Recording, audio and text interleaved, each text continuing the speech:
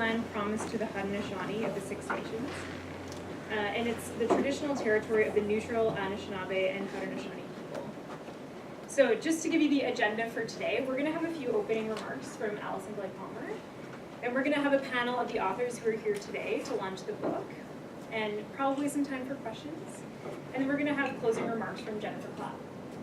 So without further ado, Alison. Hi. Come on up. You want me to come up? Okay. Sure. And Alison's at the Center for Sustainable Food Systems at Laurier, the director of that center. First of all, congratulations to the authors. This is a wonderful contribution. It's really amazing in terms of the breadth and the depth. And I think that speaks to the backgrounds and the collective groupthink that happened in writing this book. So really, everyone who contributed is to be commended. I have a few specific comments about the book, just to maybe whet your appetite and encourage you to read it if you aren't already convinced that you should. But I have to confess, I wasn't able to read the whole thing from cover to cover, so I had limited time. Yeah, I apologize, I'm sorry. So hopefully I'm not misrepresenting things either. Jump in if I'm saying things out of turn.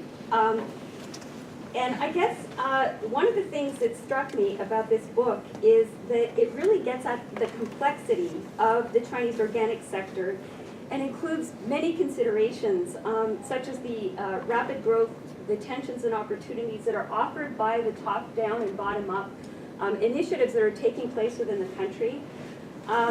Also the complexity of the organizations.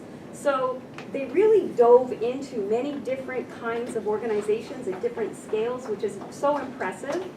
And I think the fact that they not only did interviews, like a huge number of them, but also engaged in the process, the research process, over a number of years, and also attended events and became familiar with key people within the various movements, that really enriched the book as well. And one of the things that I would also like to say is it's a great read.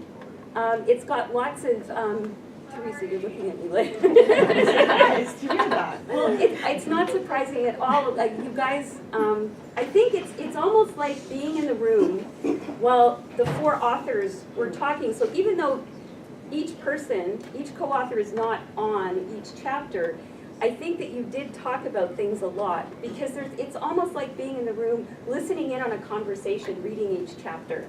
And you can see the critical thinking that was happening and the dialogue that must have taken place to develop such a well thought out and book that covers so much ground in such a coherent way.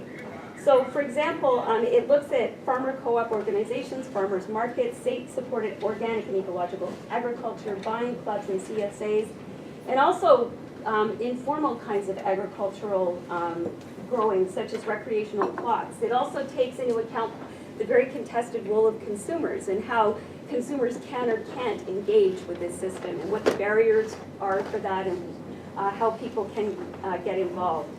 It looks at economic drivers and value chain deepening. So, for example, the simple process of a farmer trying to sort peaches into two categories, how that can happen or not, based on the systems in place. And it looks also at alternatives, so sort of short-term, very direct kinds of marketing, but also long-term chains, including for export, and where the opportunities are for broadening out into other sectors beyond food. So how agritourism is becoming part of the landscape and cultural events. There's also really interesting sections on the rural reconstruction movement and the impact that that's having.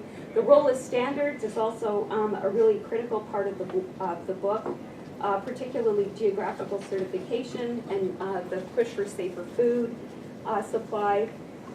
There's also interesting commentary about engagement through a democratic process, and I think that that's a really interesting contribution of the book. And also, Theresa had her fingerprints on this a little bit, the role of cyberspace and how that's changing the landscape as well. And the conversation that was also happening, not only from a food system movement point of view, but also looking at things from the perspective of what is happening here in Canada and North America and Europe, and also comparing that with the Chinese context. So I thought that was also really wonderful to be able to bring that richness into the book. I think that another thing that the book does really well is it honors the spirit and roots of the Chinese organic food and farming system. And I think that that's captured really well in the dedication, which is to the farmers of 40 centuries and the new peasants wearing their hats. And I thought that that was a really lovely way to kick the book off and engage with the conversation. So hopefully with that background, you'll be enticed to read the book, but I also wanted to am I too long? Okay, no. Okay? Yep. I just wanted to say that it's also very timely in terms of the global context. Yes. There's a lot of conversations happening now at the international level around agroecology, and I think that this book stands to make a really important contribution, and I encourage you to engage with that conversation as much as you can. So for example, at the World Committee on Food Security, the civil society mechanism is very active around issues related to agroecology. There's a consultation that's ongoing starting from last year that you could get involved in. There's also an IPES report that came out around agroecology, and many other initiatives are converging, and your work is obviously part of that. So I applaud all of you, and I'm really grateful that you gave me an opportunity to read your book and to comment on it. So thanks very much. Well Wonderful to done. be here. Thanks, Alison. So I won't say too much because we mostly just wanted to have time to mingle with you, but we also want to give you a little bit of a flavor of what the book is about and what kind of went into it. So maybe first I'll just introduce all of the authors. So we'll just go back to the other slide for a second. Yeah, just the original slide that we were on. So my first trip to China was in 1990. My second trip to China was in 2009, and on that trip in 2009, I was purporting to do a kind of a scoping analysis about the prospects for researching agricultural land protection. And by happenstance, and through some favors of another grad student of mine who was able to make some phone calls in the middle of the night to some contacts that she had in China, I was able to, in addition to studying agricultural land protection, make a trip to Nanjing and visit some organic farms and visit the Organic Food Development Center and kind of learn about this whole world of organic farming that was just taking off, and particularly the really high domestic demand for organic food. Because China started the organic sector, certified organic food in the early 1990s for export, tea and other products for export to Europe, Japan, North America, but then through a series of rising middle class, concerns about food safety, and many other factors, consumer kind of dynamic changes, there was a lot more demand for organic food domestically. And so probably around 2007, I think, was when the market for the domestic market for organic food kind of outweighed the export market. So I was there in 2009 and just kind of, again, learning about what was happening. And so came home and wrote a research grant and was lucky enough to get funding for that in 2010. I already had one PhD student, Aijun Chen, working with me at that time, and then Zhenzhong joined us in 2010, and Theresa joined us in early 2011. All three PhD students with really relevant backgrounds in rural studies and land issues and the organic sector in Canada. So it was a really wonderful kind of meeting of minds to study this phenomenon. And so our research really is just telling the story about what the organic sector is all about. Zhenzhong's going to run through a little bit of a diagram, a flow chart of kind of the themes of the book. But just to give you a little bit more context, so China has the 5th largest area of certified organic farmland in the world. I should say that, however, we were not only looking at certified organic, we were also looking at kind of the uncertified sector, and that was kind of an interesting dimension too, to sort of contrast those two. And China has the world's 4th largest consumption rate of organic food sales of $5.5 billion.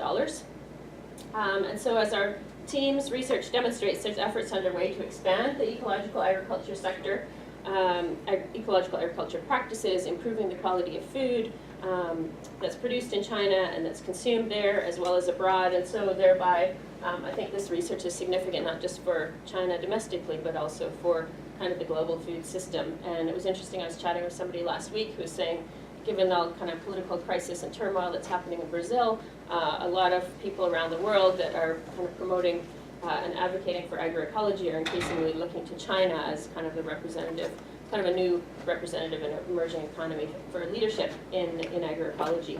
And so I think our work looks at the interesting kind of dynamics in that the world doesn't know a whole lot about. And so I think because we had this mixed team of Canadians and Chinese and excellent translation in the process, we were able to access some really interesting work. Okay, so we can just jump back to maybe the first slide. Yeah, so a little bit about why this research matters, as I was kind of pointing out, for both China and for the world. And there's lessons, I think, that can be learned by other countries facing similar and related kind of issues.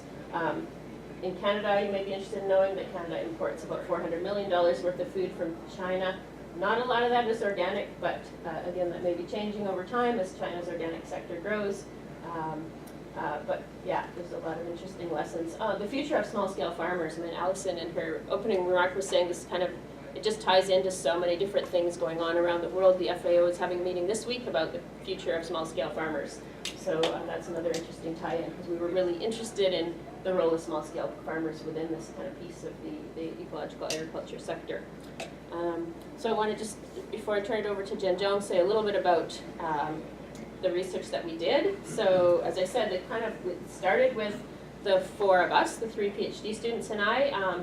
That was and all three of them finished in the fall of 2014. And then I have 2 new PhD students, Ning and Danshu. They've been working with me for about 3 years now, doing some follow-up research in Nanjing. So our book is kind of informed by that latest kind of round of research as well. But the original research we did in about 13 different provinces that you can kind of see across central, southern, and eastern China. And that involved speaking to over 200 people who were managers and workers on ecological farms, managers of farmers markets, ecological farmers markets, representatives of buying clubs, people renting recreational plots of garden land, not exactly community gardens, but kind of, government officials, researchers, organic certification agencies, and staff of NGOs. So we get as much as we could, kind of a flavor of many different perspectives on what this sector looks like. So I think I'll let Zhenzhong talk a little bit more about the content of the book. We put this little flow chart together that he'll show you in a moment. Thank you, Steffanie. Thank you, Alison. And thank you, everyone, for coming today. I know it's very cold, and I'm very grateful for everybody to show up. Okay. I was going to say a few thank yous too that I forgot, but I'll jump back in when you're done. Yeah. I know you've been staring at this slide for a while and maybe wondering what's going on here in the pictures. So if you look closer, you can see like these are very different settings. Here on the top, on the photo, on the top, it's in the auditorium. It's the China Organic Conference. And at the bottom, this is a very informal space. You see it's just divided by the few clapboards. And it's in the hallway, just outside the auditorium. And these 2 events are going on at the same time in 2012 when I visited the BioFact China in Shanghai. So this is a very interesting contrast. When we were there, we... Whoops, what happened? Sorry, some technical problem. Keep talking. Yeah, I'll just talk. So when we were there, we realized that there are 2 different groups of people, working in the organic sector who don't really speak to each other. There's this group of people, organic food companies, producers, certifiers, and they are sitting in this auditorium listening to presentations by government officials. However, on the outside, there is another group of people working on ecological farms who are speaking to each other about how to, build more customer base with their customers and how to expand their initiative. And these are all civil society grassroots initiatives. So that's why we come up with this idea that this whole ecological agriculture sector in China is divided into 2 different groups, the top-down and the bottom-up. So that's also the structure of this book. Where to enter the MP? I don't think we, yeah, I'll just talk. We had a lovely flow chart. So, so that's why when we went to China actually in 2010, we didn't really have any idea of how complex the whole ecological food production sector can be. So what we have in mind are just certified organic food.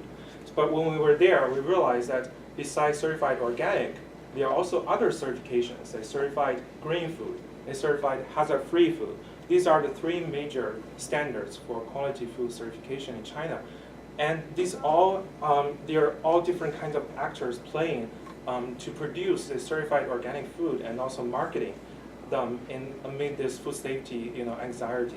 There's a whole food safety issues going on when we're visiting China. Everyone really cared about the food they eat, and we want to make sure that the food eat is very safe and quality food. So that's why the whole organic sector started to boom right after 2008 and 2009, around that same period when we started our research. So the major things we look at regarding the certified organic sector are, for example, the organizational structure and also the role of small producers in these organic farms.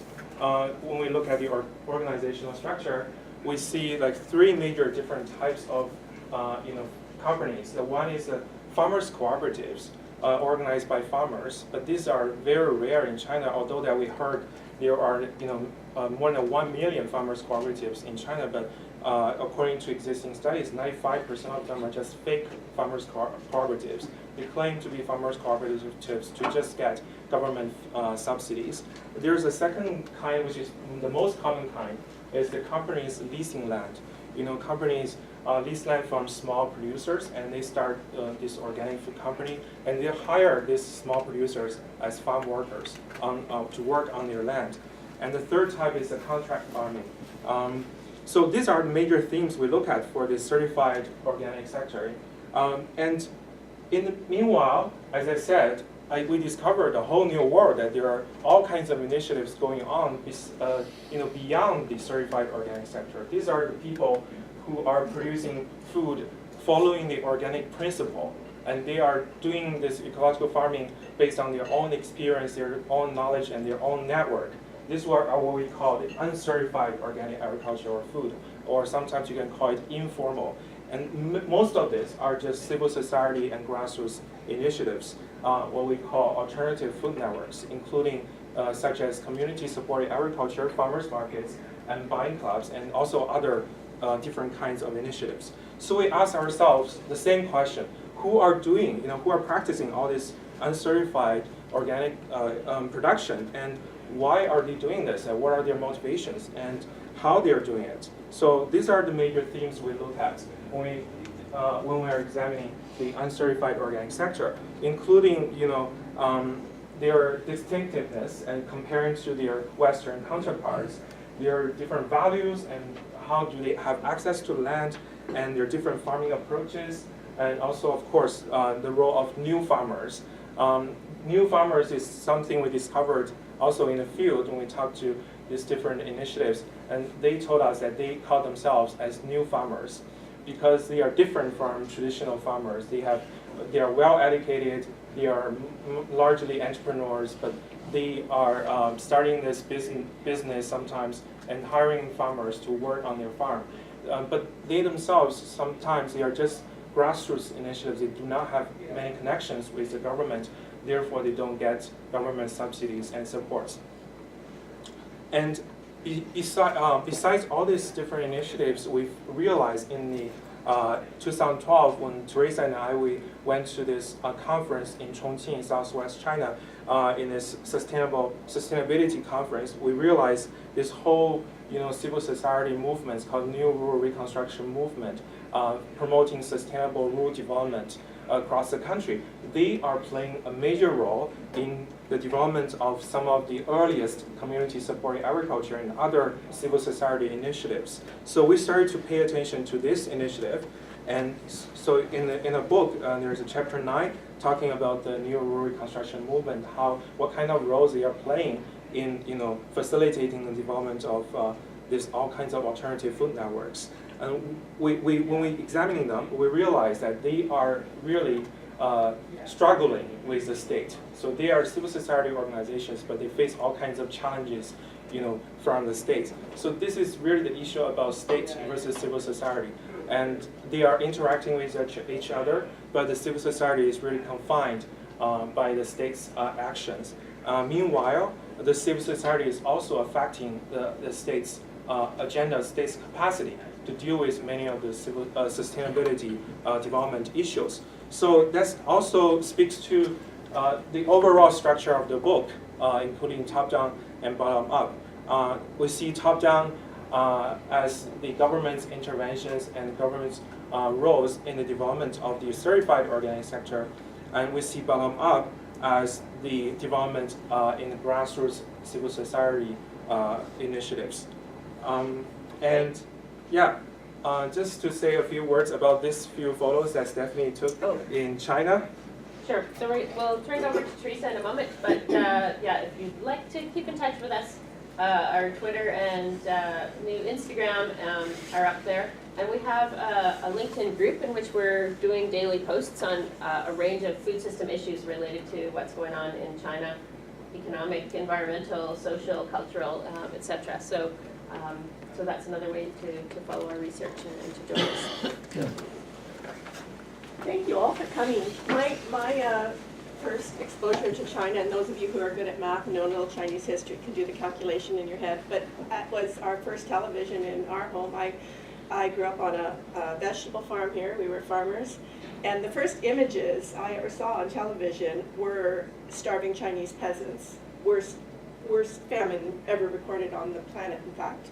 And they were farming on collective farms. And I could not figure that out. How are they starving if they're farming on collective farms? Because we were a farmer, and I knew that I would never be hungry because I could grow my own food. So one day my mom found me, I was digging out in the garden with the big shovel, and she's like, "Why are you using a big shovel?" And I said, "I have to dig a big hole." Why are you digging a hole? "I'm digging to China," I said. And she said, "Well, why would you want to go there?" "Well, because they have nice hats." Because I was so impressed by these images that I had seen.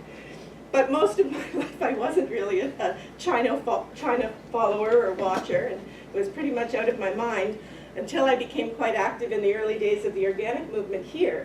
And Farmers of 40 Centuries was kind of required reading for those of us because it documents in a very storied way the practices of what they called circular farming, which we call closed loop agriculture here. And I was taken with that book. And then years later, Steffanie approached me about joining this team because I had some experience with Canada's organic sector and because I was interested in doing my PhD. And I can't begin to tell you the kind of experience that was for me. Yes, going to China and so forth was amazing.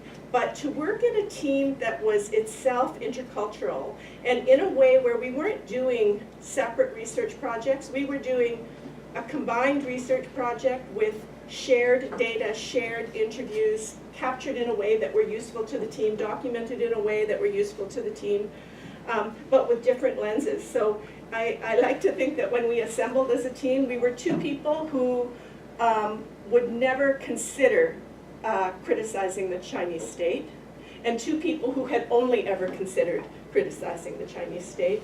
And at the end, we somehow met somewhere in the middle around that after so many debates and discussions.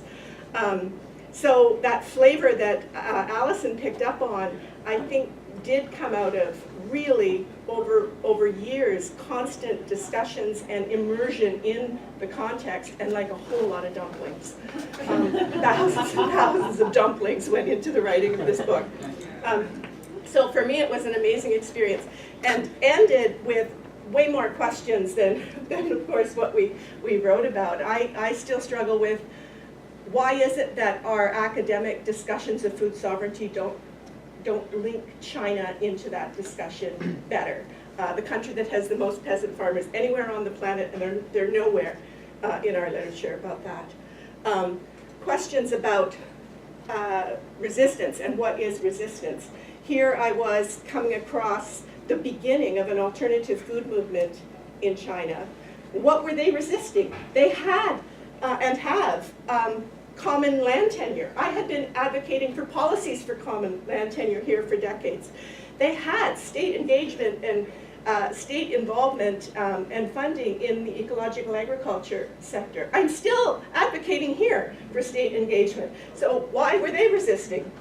So that was fascinating to try to follow and unpack. And many others. Agroecology was still, you know, why our agroecology discussions here were not engaging with what's happening in China was always mystified to me. And there's some reasons for that, and part of it is the different academic traditions there, et cetera, and the language is such a huge barrier for that. So I'm just delighted to have exposed some of those themes. And for me, the theme that also was exposed that I now follow is this question of cyberspace. What is cyberspace? And for a geographer, what does that mean? But also, how can the immersion of the digital and digitalization be both opportunities and challenges for emerging food movements, which is what I kind of look at now. So in North America. So. Theresa, you want to talk something about your role as a farmer and how you... Oh yeah, I forgot to say, I'm also an organic farmer, which presented a whole lot of interesting conversations for us, because in China and here, most farmers wouldn't even call me a farmer because I have 4 acres, so I'm a very small farmer. I'm a large person, but a small scale farmer. In China, I'm actually a big farmer. Like, that's a lot of land. So that was a funny twist for me, like to be revered as managing so much acreage. But then also, I'm a woman, and so that was very odd to have a woman farmer, and I'm an academic. So those 2 things, or 3 things, academic, woman, farmer, they just don't fit into the picture. They just don't show up together in China. So I was always a bit of an oddity, which was, in an interesting way, was a nice kind of opening in the community, because people wanted to meet me to try to figure this out. And so then, of course, we got really good compliance with surveys and interviews and things like that. And for me now, what I would like to do, and we've had some talk about, is moving forward on what we learned in China from an agronomic point of view, from a small farmer growing point of view, their practices, what they're doing, and sharing those here, because there's some real practical things that I think could open up some new options for ecological farming among small-scale farmers here, and we'd like to try to, kind of like Farmers of 40 Centuries, but the new version. Great. Thanks. Okay, so I think we're going to close with Jennifer Clapp's comments. Thanks, Theresa. Right. Okay. Thanks.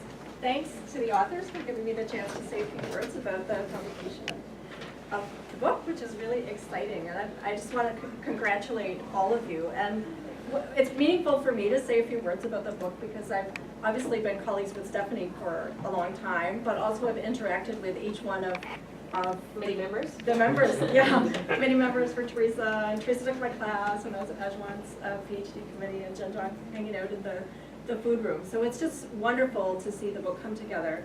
And I just wanted to sort of reflect, like I remember first hearing about the book at a committee meeting for when Theresa was still a PhD student. And I remember being really impressed that you were taking on this joint project, and I really loved the fact that it was super collaborative, as Theresa has just mentioned, with that shared knowledge building and data set was really, I was really impressed by that.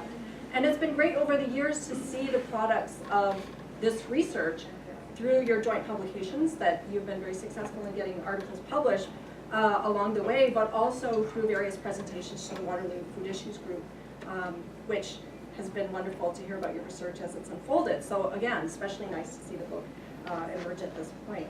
And just to say, I mean, already others have talked about the theme and topics covered in the book, but what's really important, I would just say, for me, the big takeaway of the book is the importance of the unpacking of ecological agriculture in China as not just the sort of most visible state-sponsored kind of what you call top-down, even though you acknowledge it's not quite so simple. It's just state-sponsored, but also the sort of bottom-up, less visible on first glance, sort of alternative initiatives, alternative food networks in China. But what's really great about the book is the way it engages with the general literature on alternative food networks, but makes very clear that the way that they've unfolded in the Chinese case is very different. It's very unique to China. And it's that richness based on the really in-depth field research that I think is the huge contribution of the book. In fact, I think it is the first book to document these alternative food networks and their unique nature in the Chinese context. So, really hats off to you guys for this. And I also just wanted to say a few words as well about the importance of a collaborative project like this. Just for those of you who haven't engaged in big collaborative projects, they're not easy. They really take a lot of work, a lot of patience, a lot of back and forth, as you've already discussed. And those kind of products don't just pop out quickly. They take a long time to gestate. But what's great about these kind of collaborative projects like this book is that the final product is greater than the sum of its parts. Between you, I know that you guys have, as Theresa already just mentioned, like you've had a lot of debate and discussion, but it pushes the boundaries of knowledge, it pushes the boundaries of understanding, and that comes out clearly in the analysis that's present in the book. And so it's really a wonderful contribution to the literature. And I also think it's reflective as well of the kind of projects I know that Steffanie has led throughout her career. Has really been so collaborative and supportive with her graduate students, and it's really, really impressive. And I just wanted to say congratulations and hats off.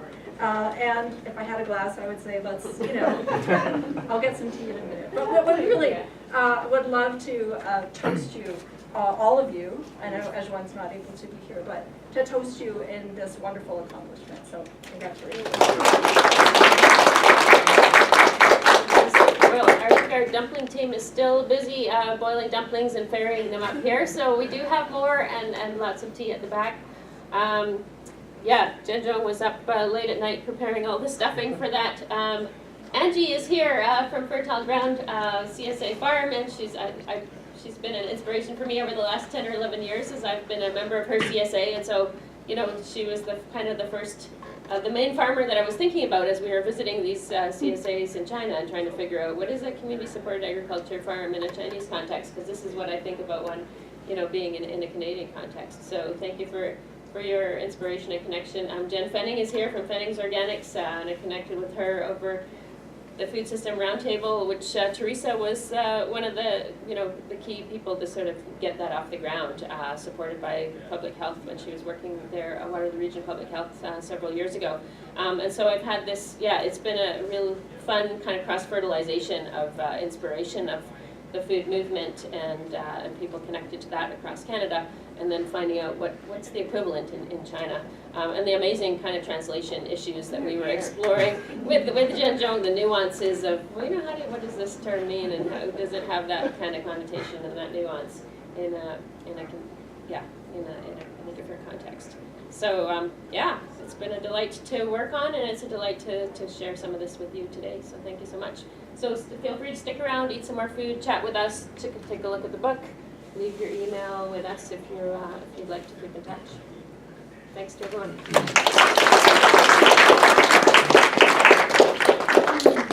I just want to say that the dumplings that we serve today are all made by ourselves. We want to serve some dumplings just because dumpling is a signature dish in China, and it's always enjoyed during family gatherings and during special festivals. Today I feel I've seen so many familiar faces. I feel like it's a family gathering. So just enjoy some dumplings. Thank you.